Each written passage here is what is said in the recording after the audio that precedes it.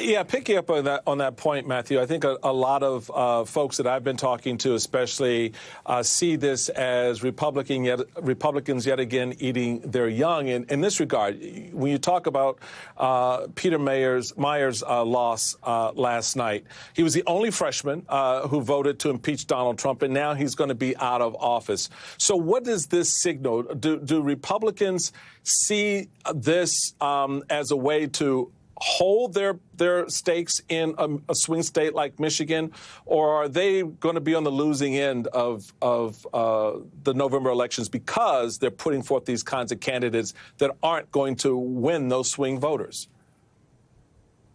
Well, I don't think there's a lot of strategic thinking going on in the Republican Party about any of this. I think what's happened is because of Donald Trump and a series of other factors, Republicans' leaders have lost control of the Republican base. The Republican base is now in charge.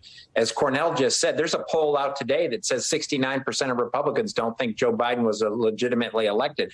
And that is solidified over time. And so I think the frat is in charge of the campus right now. And, people, the Republican leaders know this is a problem. Mitch McConnell knows this is a problem because as these Republicans get nominated who are weak for the general election, but are strong in the Republican primary, and that just happened in Michigan in that House seat. Hillary Scholten, the Democrat, today has a much higher likelihood of winning that seat than she would have if Peter Meyer was in the place. The same is true of Arizona in the course of this.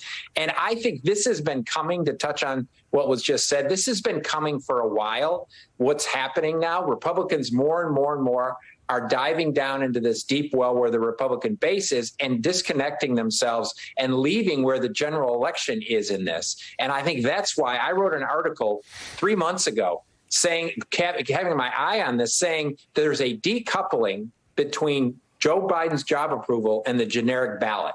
If you looked at Joe Biden's job approval and you would predict Republicans would be up 5, 6, or 7 points on generic ballot, they aren't.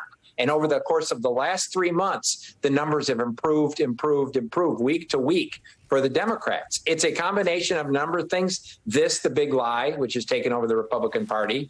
So that's part of it, tied to the January 6th commission. It's Roe versus Wade, which I know we're going to talk about, which is highly unpopular what the Supreme Court did and where the Republicans stand on this, and guns. And so it's a fundamental freedom and democracy campaign that Democrats can run right now. As I learned as we talked yesterday, I learned in the stuff I did in New Hampshire, voters, yes, are concerned about inflation, but deeper down in them, which is where voters vote from, in their guts and in their hearts, they're incredibly concerned about our democracy and what this big lie has done to our democracy.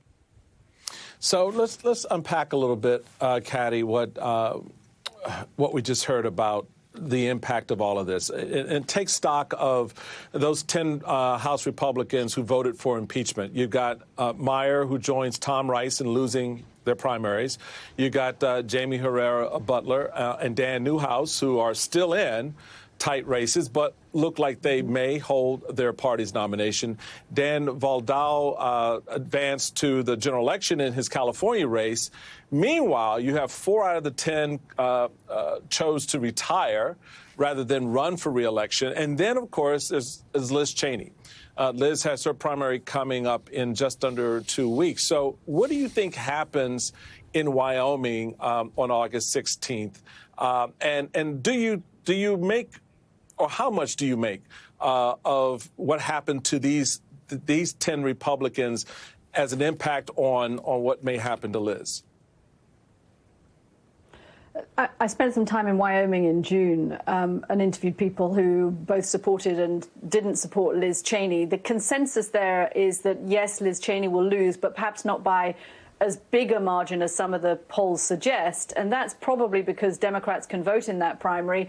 And I talked to Democrats who are planning to, as they said, hold their noses and vote for Liz Cheney. It's not that they agree with Liz Cheney on anything. Remember, she has a very conservative track record when it comes to her voting record, and Democrats certainly don't like it. It's not willingly that they're voting for her, but they're voting for her because they feel that she actually does uphold democratic values that they support, and they can't countenance her opponent, who is a Trump-endorsed opponent. They want to support Liz Cheney. So I think it still seems likely that she'll lose, but perhaps by a smaller margin than some of the diehard anti-Cheney people are thinking. I did interview one couple who had, it was the only people I interviewed in the whole of the east of the state, who had an absolutely huge Liz Cheney sign in their garden, in their yard, and they had to discuss their own personal security before they put that sign up.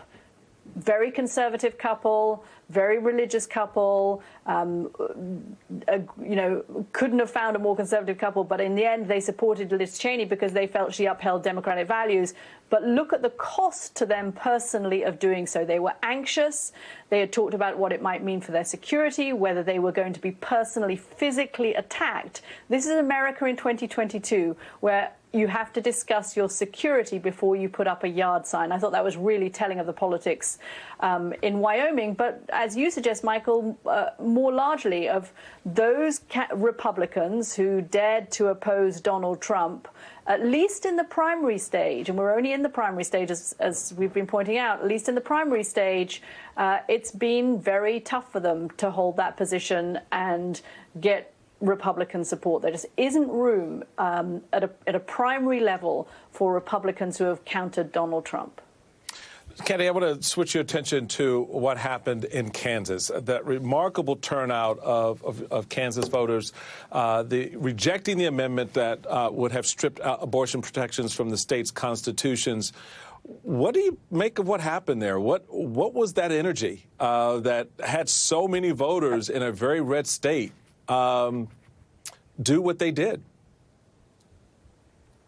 Yeah, I mean, we had seen the polls when the Supreme Court decided to overturn Roe v. Wade that showed that this was not where the American public is, that they do not want a constitutional right to an abortion taken away. And since the Supreme Court acted on that in June, we've heard horror stories around the country of young girls who were raped, who have had to cross state lines because they can no longer get an abortion in their state, of women who had had a miscarriage and couldn't get a DNC, which is the same procedure you use in a termination to help them with their miscarriages after, at risk to their own health. So I think the consequences of what the Supreme Court did have shocked Americans, even beyond those polls that showed that a majority of Americans didn't want the Supreme Court to do what it did. The message from Kansas was, a conservative state, as you point out, the message from Kansas was to the Supreme Court, you are out of step with the majority of the American public.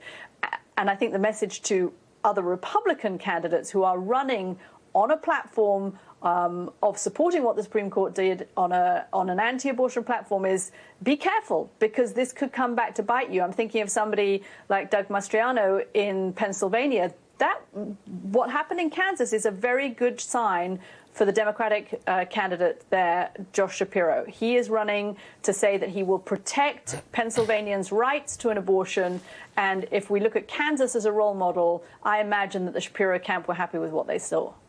And what happened in Kansas was very much on the mind of the majority leader, Chuck Schumer, today. Let's take a listen, Cornell, to what he said on the Senate floor.